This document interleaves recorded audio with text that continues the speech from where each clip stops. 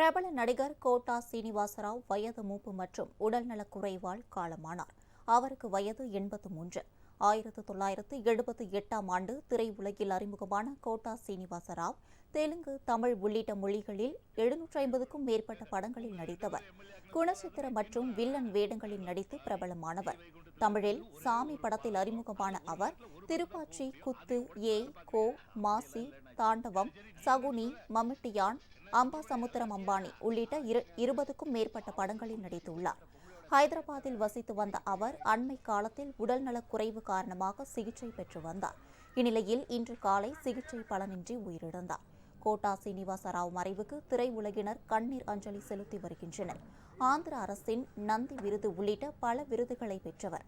2015ஆம் ஆண்டு மத்திய அரசின் பத்மஸ்ரீ விருது கோட்டா சீனிவாசராவுக்கு வழங்கப்பட்டது. பிஜேபியில் சேர்ந்த கோட்டா சீனிவாசராவ் 1999 முதல் 2004ஆம் ஆண்டு வரை ஆந்திராவின் விஜயவாடா கிழக்கு தொகுதி எம்பியாகவும் பதவி வகித்தவர் என்பது குறிப்பிடத்தக்கது.